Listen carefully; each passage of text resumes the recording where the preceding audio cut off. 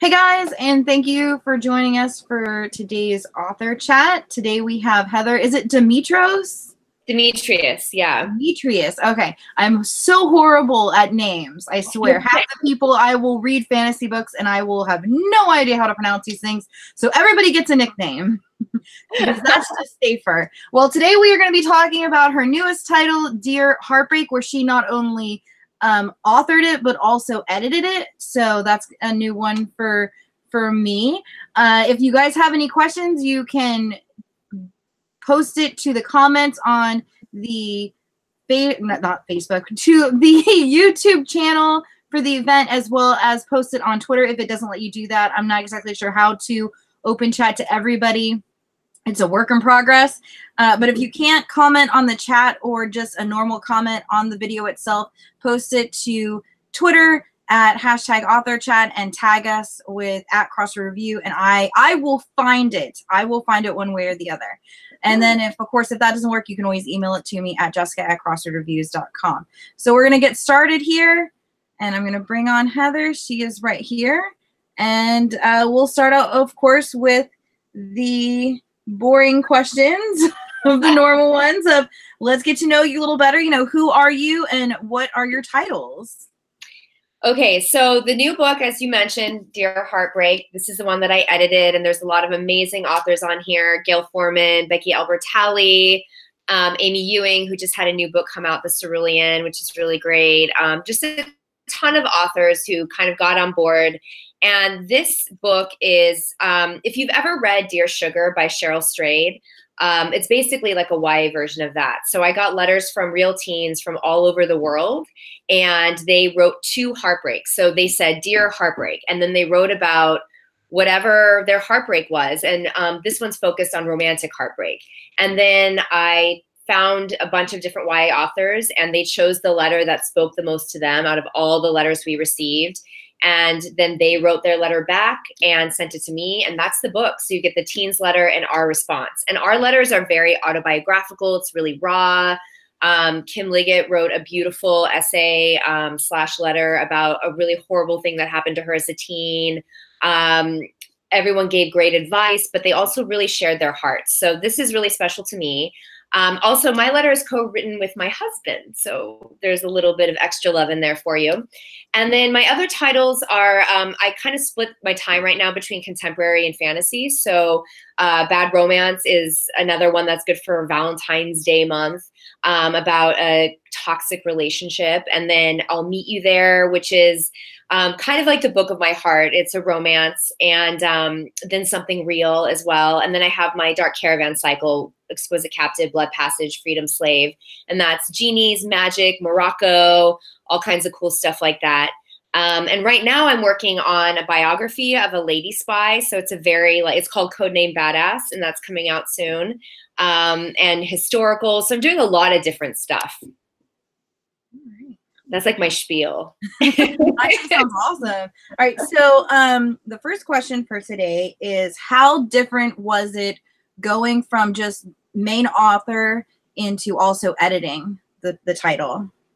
I love editing. I had an editorial internship back when I was getting my MFA, and that was really great. I got to read a lot of authors' work, the slush pile, things coming in. And then I'm a writing coach, so I do a lot of editing of manuscripts, and I also teach writing. So it really felt like I got to put everything together in one project. I got to write my own things, I got to edit, and I got to work with really amazing authors. It was so cool to see early drafts by, you know, some of your favorite authors, Adil Al-Said, Jasmine Warga, and work with them on getting that piece to where it needed to be. And so that was a gift to me, that they trusted me to sort of take their words and took what I had to say about it, and then they went back in. It was a really cool process. So it's very different because it's so collaborative. But my background before I only focused on writing was in theater. I was a director. So it was kind of like directing a play. It just was on the page instead of the stage. So cool. Yeah. What can readers expect from Dear Heartbreak, and what is the most heartbreaking story you've written so far? Ooh, okay. Dear Heartbreak is really kind of like the hot cup of tea that your heart needs. You know, it's really, if like you've experienced any heartbreak in your life, whatever kind of heartbreak it is, you're going to find that represented in the pages. So the emails that I get from readers are often just like, oh, this was hard to read, but I really needed it. And it was really helpful. And the teens who wrote in, they all got a copy of the book. And so they've also been responding and getting excited about the responses they're getting from the YA authors and really feeling like touched and helped by that. So it's really a book that we didn't plan this theme, but the theme really turned out to be about self-love. And I think especially with it being, you know, Valentine's Day month and everyone's talking about love. And for a lot of people, that's like really depressing. It's a depressing month. And I feel like this is a book that is sort of there for people who just like need that help. So that's pretty much like what Dear Heartbreak kind of is for me. Like it's just that hot cup of tea for your heart. I think there's a second part to that question, but I'm forgetting it. Was there a second part? What was the most heartbreaking story you've written so far? So in my writing career, I think it would probably be my last book, Bad Romance. It was extremely autobiographical about this really toxic, abusive relationship I had in high school, and also about like issues at home that contributed to that. And I did not want to write that book at all, but my husband's a high school teacher. And he had so many students in Brooklyn, girls and some guys, who would come to him because he's super approachable and cool. And they would start to tell him these stories of these horrible relationships they were in. Or he would see the dynamics at play in his classroom. Like if a boyfriend and girlfriend were in the same class together, he would see these like toxic things happening, like the guy putting the girl down, manipulating her, stuff like that. So when he told me about it, I really was like, man, you know, like there aren't really any books that are dealing with this head on. And it was crazy because after I wrote the book, every like woman I told about it said she was either in a relationship like that or had someone close to her who was, or had been in the past. And it was just crazy, like statistically crazy how many women and guys too, but it's mostly women that have reached out to me about this book who have experienced this stuff, and it stays with them so long and can mess up their entire lives. I had a woman write me and tell me about her niece's boyfriend who killed her. Like it was crazy. So that book was really heartbreaking because I had to go back to my high school relationship. I had to read all my old diaries and like relive it basically. And so that was really crappy. Luckily I have a wonderful husband. So there's a happy ending here, but still. Right. For this title, you did a call out to teens to send in letters to be answered by young adult authors. How many letters do you think you received in all, and how hard was it not only to select the letters that you were going to answer, but also to pair those letters with the authors? I don't remember how many letters I received. I have no idea, but it was definitely, it wasn't like a crazy insane amount, like it was, you know, thousands of letters, but there were obviously only, I think, 18 letters in this book. So we really had to pare it down. And the way that I did it is I read all the letters first, and then I reached out to the individual YA authors, and I had chosen the authors before I even got all the letters, just authors I love, I want to work with. I wanted to see, I knew that they could do this project, that they had a big heart for readers. And so I reached out to them and I asked them, what do you want to write about? And so they would tell me, like, I think Becky Albertalli said she wanted to write about unrequited love or self-image issues or something like that. And so I would read the letters. I'd find letters that I think might be great for Becky. I send her the letters. Usually I sent each of them about 5 letters. And then they read the letters and chose the one that spoke to them the most. And it was really cool because that meant that every author that was responding, it was because they really had a connection with the letter that they had read, and they really had something to say about it. And some authors, you know, wrote a letter and then they were like, no, that wasn't brave enough. I need to go deeper. And they would like rewrite the letter. So it was really cool to see that relationship that they had to the letters. But it was important that they choose it because it had to come from their heart, not mine, because it was their letter. Right. So what are you currently reading right now? I'm reading Song of Achilles. I think it's the author's Margaret Miller. Basically anything Sarah J. Maas suggests in her newsletter. I don't know if you guys get her newsletter, but it's always good. Like I just finished The Kiss Quotient, which she suggested as well. So I'm really loving Song of Achilles. It's kind of a retelling of the Trojan War, and it's just like the most beautiful, like heartbreaking, like writing and this romance that you're just like, oh God, like if you know the Trojan War, like you know how it's gonna end, and you're like, oh God, but you like have to keep reading. So I'm really, really, really enjoying that a lot. And I just finished Sarah's series, what was it, Kingdom of Ash, the last book. Epic, amazing, feels, right?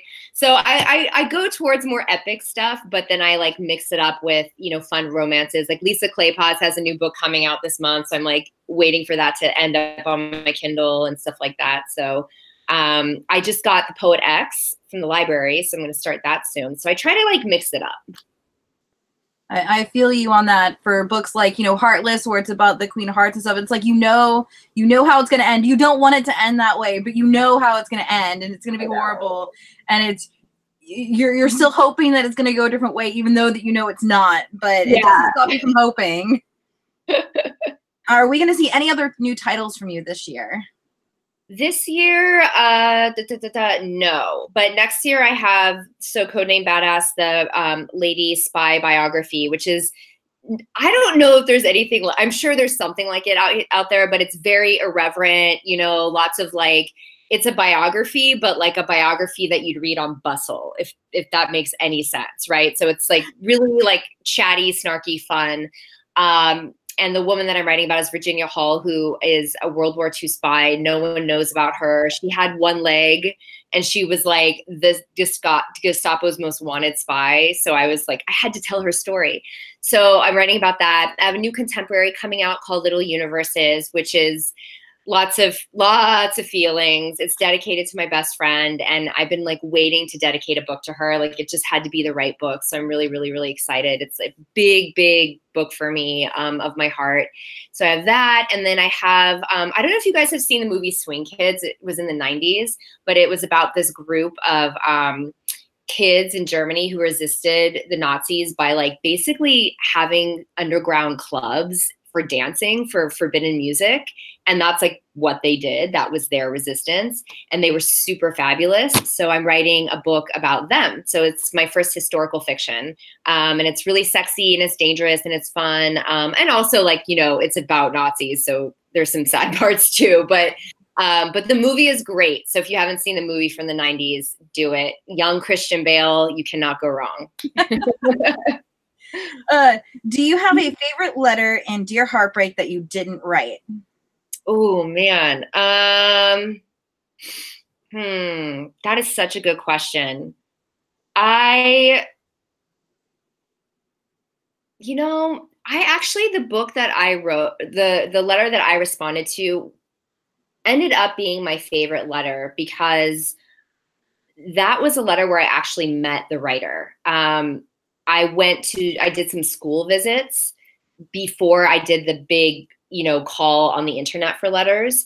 And some of the school visits I did, I invited them to write a letter. So I like can actually picture this girl in my head, and I met her.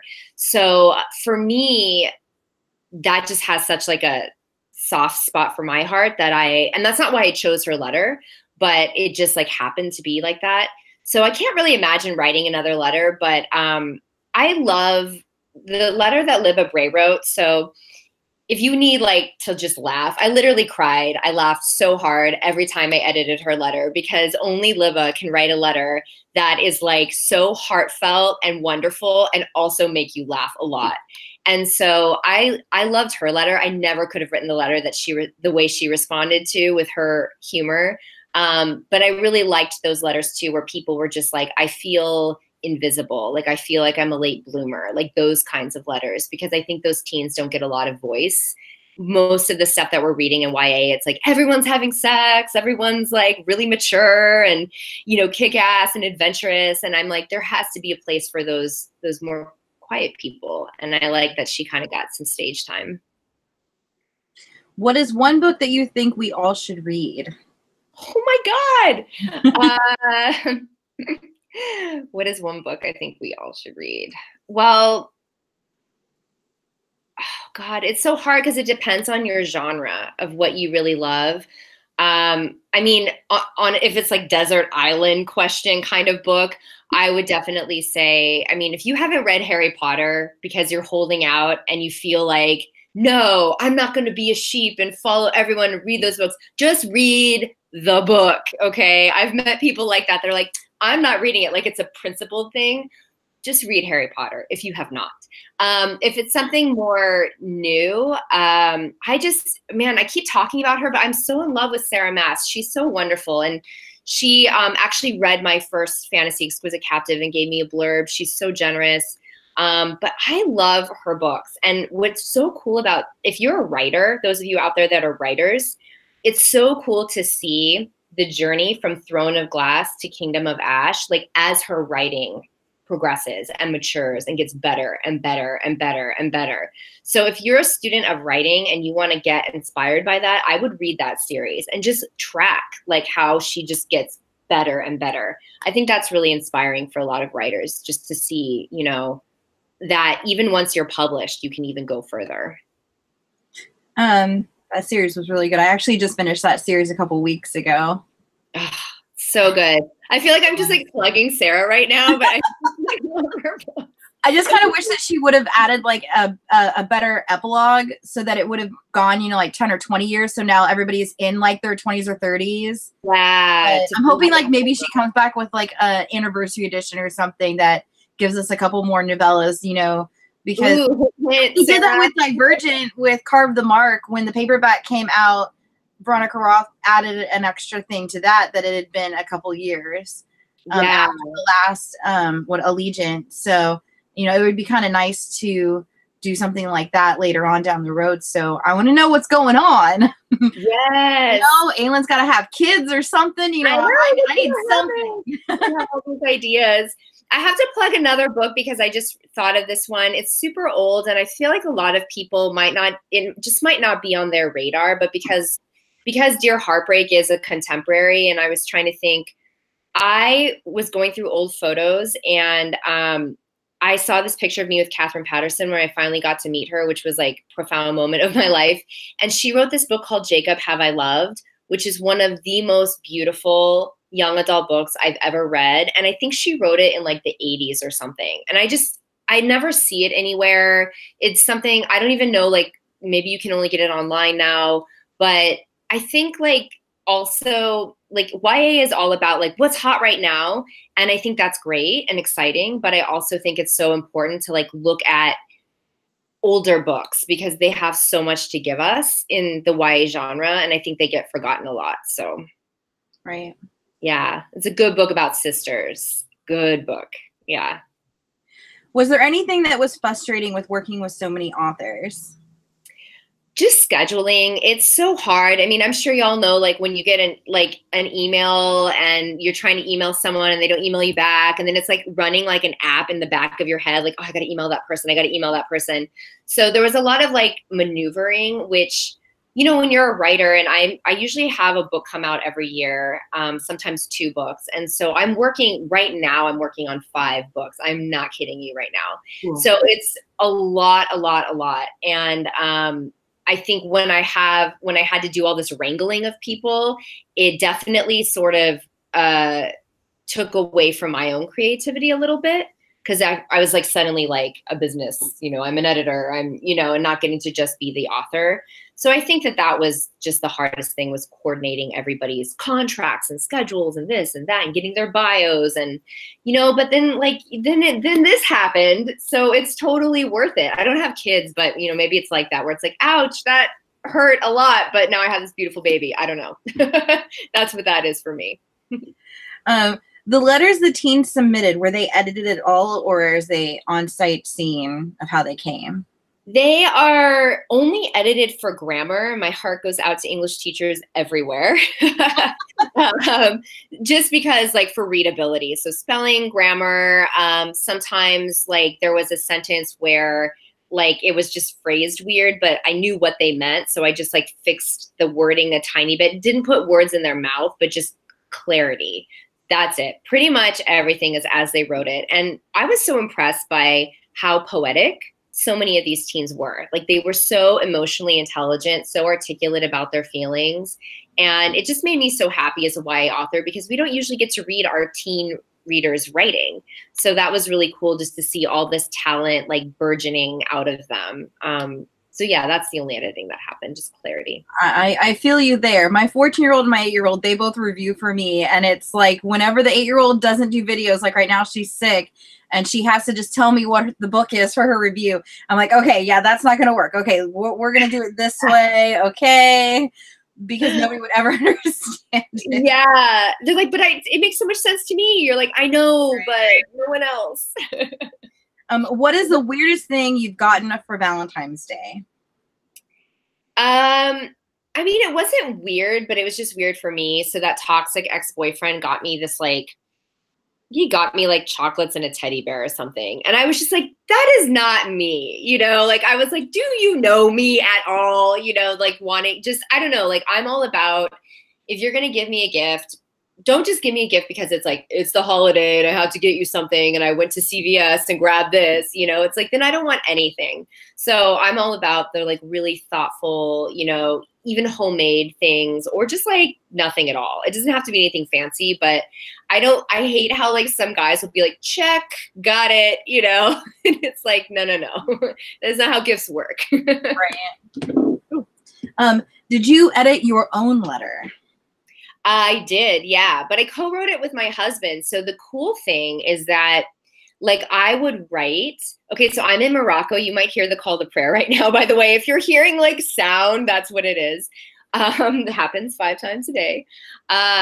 So my husband and I co-wrote together, and it was really cool to see sort of like he would write something and then I would be like, oh, awesome. And it was kind of like passing a baton, you know, in a relay back and forth. And that's sort of how he wrote it.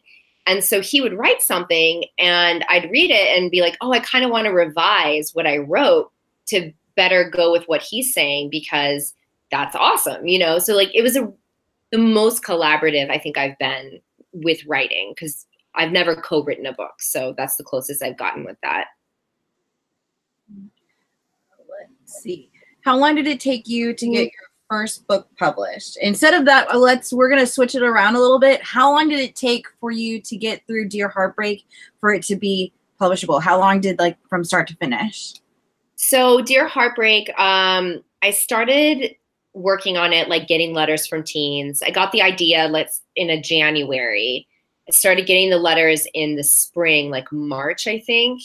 And then I got the authors on board and I got all of their final letters by August. So it was basically 1 year of getting letters from readers, getting the authors, finding the authors, getting them to agree to it, getting them to write the letters, revise the letters.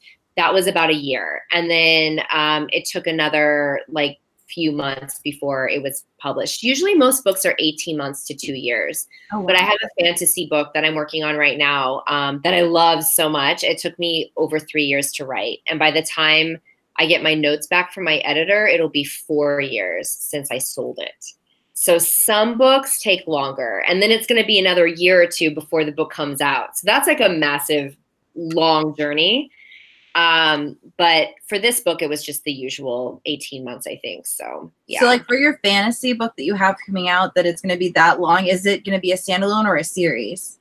I've written it as a standalone and, I'm actually writing it under a pseudonym. So I can't tell you my pseudonym yet or the name of the book, but, I decided to create kind of a new, author. I don't like the word brand, just a new author self persona for my fantasy because as you can see, I write so many different kinds of books and I really wanted to create almost like a space for my fantasy readers to be like, okay, all the books under this name are fantasy and this is my happy place. And the Instagram for that and everything is all fun, awesome fantasy. And then I have like my Heather Demetrios books that are like contemporary or whatever. But yeah, that book is like, I want it to be a standalone because I think sometimes people will get a little bit weary, series weary, where they're like, oh, I just want to read one good story. I don't want to be in this like freaking Game of Thrones. You know what I mean? Where you're just like, oh my God, the story is not even like finished yet, you know?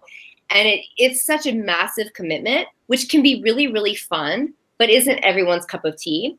But the way that I wrote it is it's a standalone, but it's kind of like Graceling in that like I made a really big world. So I can have more stories and like those characters can come into other books in that world. But if you just read this one book, it would be one awesome, fun ride and like you're done kind of thing. So that was basically what I was wondering about, was that if like, you know, if this is going to be a series after it being 4 years before it's even published, how are you going to go back and write the second book to it? Oh my God. I know. So yeah, I'm happy for it to just be one and then just kind of see, you know, like see what the readers are responding to and see like, does this book need to have like more stories after it? I have a lot of ideas. And when you read the book, you'll see I've set it up so that like, there's absolutely tons of room for like an actual sequel, or I could just like leave those characters alone for a while and hang out in another part of the world. But I just kind of wanted to see, you know, after doing the Dark Caravan cycle, having a big trilogy like that it's intense. Like the deadlines are intense. The whole thing is really intense, and keeping people's momentum for one story, right? Like, you know, making sure they want to come back and read the next part. It's just like kind of a drag sometimes. So I was excited to just be like, here's an awesome, fun fantasy. Yay, go have fun and read it. Tell me what you think, you know? So we'll see. Big series kind of turns into like a TV series. You know, like Supernatural's been on for what, like 14 years. And it's like parts of it are kind of meh. And then they do this twist and it's like, you know, you're so invested in it again. And it's like, you know, I understand you're trying to do that with a book, you know, is a lot different versus, you know, a movie or a TV series, because it's all just on the page and, you know, it's like, are you going to get to the point where it's just the next big situation or the big bad that you have to deal with? And is that going to be boring or not? Yeah. And that's the thing, like as a writer and as I teach my writing students and my clients when I'm doing book coaching is like, don't save anything. Don't be like, oh, I have all these awesome things, I'm going to save them for the next book, because there might not be a next book. Like series get canceled, or you might get like another idea, a totally new idea for the plot. So like everything that's awesome, just put it in there. And that's what I felt like I got to do with this book. It was so harrowing writing it. It took forever, but I feel like all the awesome, I just threw it in that one book. So hopefully readers will have fun with that. They won't feel like they're being like, you know, jerked along. Would you like to share one of the letters from the book?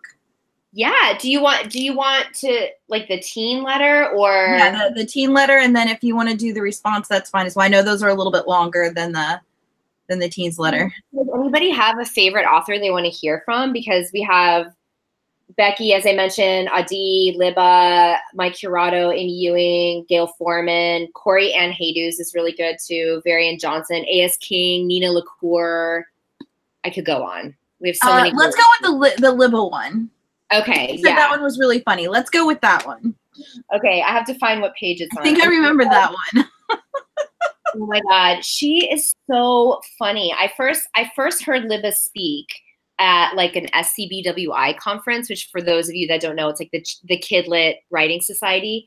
And I didn't know she was so funny. Like I knew she was kind of funny from her books, but in person, she's hilarious. And then, yeah, when she agreed to do this project, I was like dying to see what her letter was going to be. And it definitely delivered the awesome. So each letter has a title, and this one is We Have to Be Who We Are. And at the end of the book, there's a poem that we made out of all of the titles of the author's letters. So we each titled our letters, and then we made a poem, and that was a kind of a gift to the readers. So her letter's kind of long. Do you want me to like edit it or read the whole thing? You should probably edit it. So just a smidge, put it down. I don't want to kill your vocal cords. Yeah. So I'll kind of give you this like little bits of the teens letters and then little bits of Libas. So this girl said, I mean, I think it's a girl. We kept it anonymous just to protect the teens, but she signed it hoping for a chance at love. And she was 19 when she wrote it. And she said, Dear Heartbreak, there are many days where I wonder why nobody has ever liked me in the ways that some have liked my best friends. I am a virgin in every way. The only date that I had been on was prom, and I asked him, not the other way around. I have a disease that I feel has really hindered my chances of finding any type of romantic love. And then she goes on to talk about how she has a guy friend who's really awesome, but like it's pretty platonic and just kind of struggles to have a relationship. And I feel like there's so many teens who can relate to that, just feeling really invisible and not being chosen, you know? And so the questions that she asked Liv at the end of her letter, she also mentioned toxic friendships, which I think like friendships are often like as intense or more so than a romantic relationship, especially when you're young. So her questions are, why are there people who seem to find love so early in their lives, but there are others who search for it their whole lives and never seem to find it? Is it okay to wear your heart on your sleeve all the time, or should you close yourself off? How much of yourself should you let show when meeting someone you might like the first time? So Libba, being Libba, says, Dear hoping for a chance at love, let me start by saying that I am so, so sorry about the loss of your beloved pets. That's how she started it off, because the girl was like, and then my cat died. So like Libba like starts there. And then she talked about how guarding against pain is something we humans do in all sorts of ways. And I hear that fear of additional loss lurking here in your letter. Loss of friends, loss of potential boyfriends. To have a chronic illness is tough. I don't know, of course, precisely the nature of your disease, and so I would not presume to understand what you struggle with daily. I can only relate to you, one human to another, heart to heart. You have been open and honest with me, and I promise to respond with openness and honesty in return. So then Libba, which a lot of people don't know, but she had a really bad thing happen to her when she was young, and she shared about it here, which I thought was really generous of her. She said, I was disfigured after a car accident at 18 and losing my eye. I know what it is to feel different or apart from others because of that experience. I know what it is to have harbored fears that somehow my differentness hindered my chances at romantic love and friendship, just as you wonder about it now. And then the other girl had said she couldn't drive because of her disease. And Libba says, I too cannot drive due to vision issues, by the way. We would make for a fun road trip pair. I thought you were driving. Dude, I thought you were driving. Where's the car? Don't know. I can't see it. Yeah, me either. I just like love this idea of her and like this reader who both have like terrible eyesight issues, like not being on a road trip together, which is what this letter feels like. So she talks a lot about just like her accident and how she had these like awful kind of situations that happened to her with boys, and how she says the gentlemen, they were not inclined to dial my digits, like ever.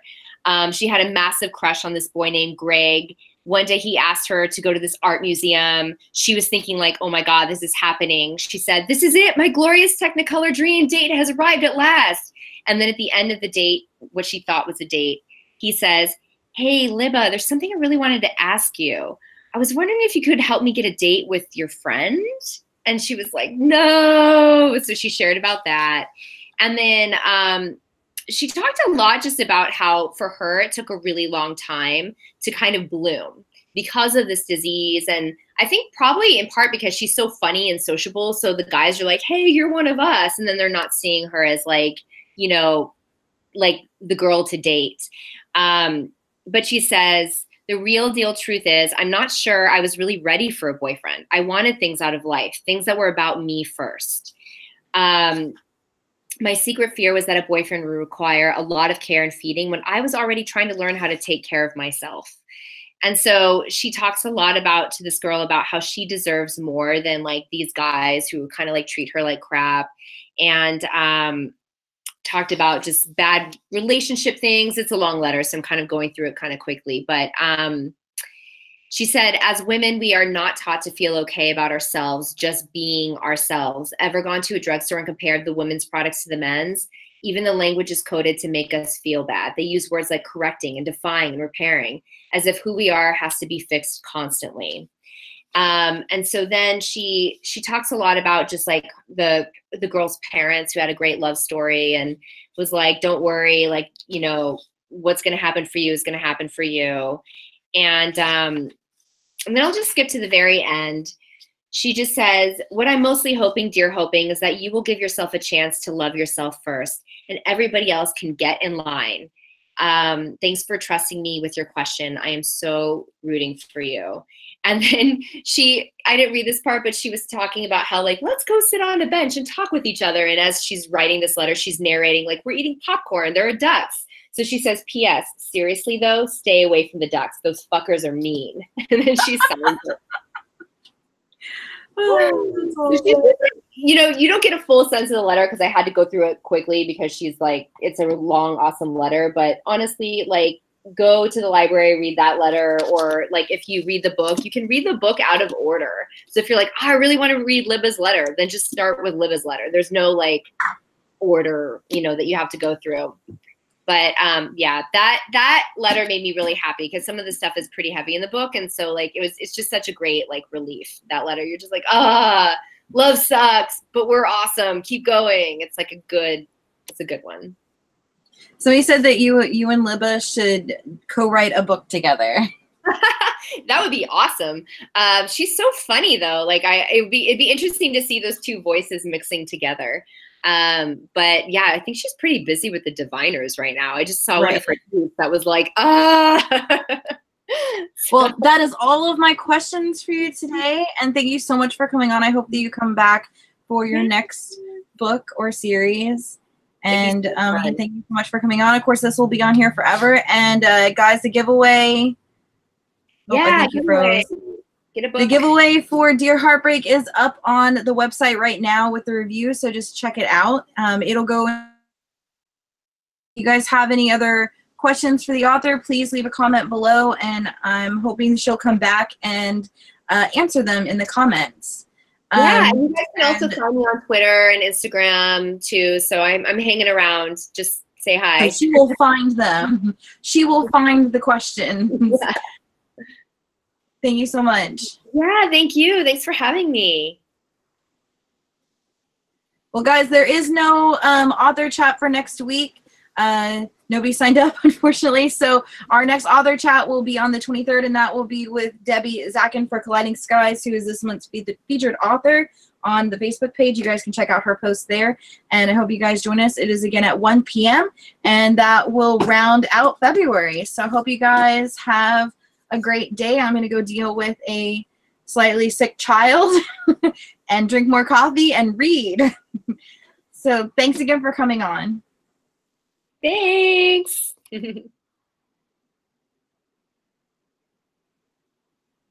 Like, okay, I was like, okay, is it stopping? It still just says it's stopping. Because it's live still. I murdered it. Oh. It's never ending. Should I just click out?